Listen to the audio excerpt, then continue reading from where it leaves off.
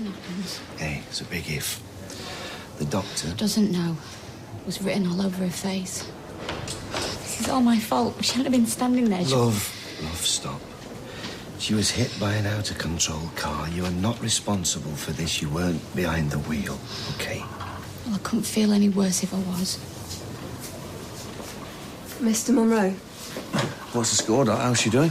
The CT of her brain was clear, but the abdominal scan revealed a rupture of the spleen. That's the source of the bleeding.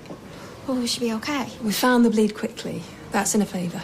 Hopefully we can stop further blood loss, though we may have to remove her spleen. And what would that mean for her? Going forward, it'd compromise her ability to fight off certain infections. But our priority has to be halting that bleed as soon as possible. Well, you let us know as soon as there's any news. Of course.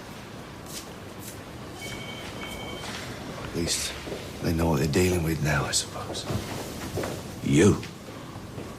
Yeah, I wanted to see if there was anything I could do. Oh, you've done more than enough for one night, mate. More than enough. 5. She's in surgery, Frank, but the doctor was fairly hopeful, so... That's good.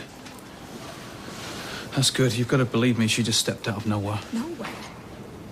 She was stood outside the bookies on a well-lit street. She didn't crawl out of a flaming black hole. Oh, you know, mate, don't you dare try and blame Stella for this. I'm not. I'm simply trying to explain what happened. Why didn't you break? I did, but... But what? It was too late. We were going to... Too fast. Is that what you're going to say? Too fast? I swear to you, there is nothing I could have done. No, there's something I can do. No, Carl. Stop. Now is not the time or the place. Carl, no. I think you need to go, Frank. OK, look, I'm truly sorry.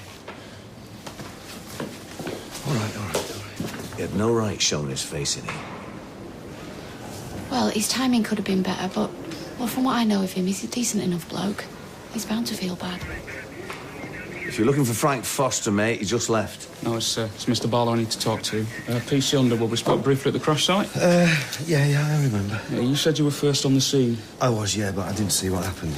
I only heard the impact from inside the flat, and then I came running down. OK, and what did you find? Frank was checking on Stella, and he told me to go call an ambulance.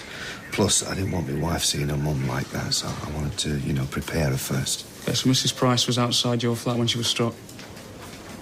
Yeah, she was ringing the doorbell. I mean, it was only for a minute or two. A minute or two? Why the hell didn't you answer? Mr. Barlow? We'd had a bus stop. What?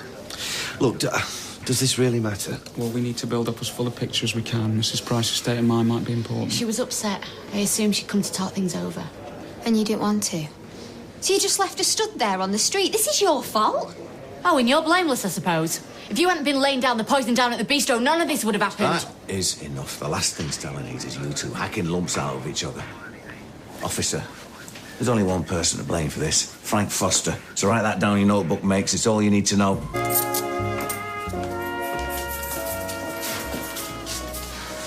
can't stand this. All this hanging around waiting. Oh, nip into theatre, shall I? Tell him to get a shift on. No, thanks. Not after what you've done. I don't want you anywhere near my mother. We'll give over, the pair of you. Listen, Pete, I was wondering, you were able to get into your flat tonight? No, not according to the fire crew. Got to wait for an inspector to come round, give it the once-over, make sure it's structurally sound. So have you got anywhere to kip?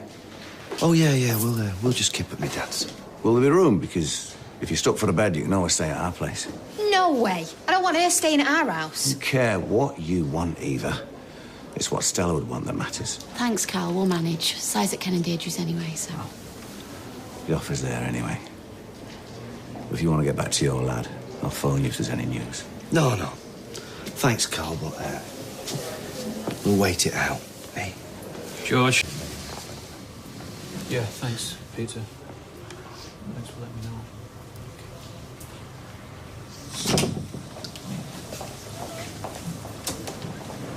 What did Peter want? Just give me an update on Stella. And? She's had a setback. She's in a coma. She might not come out of it.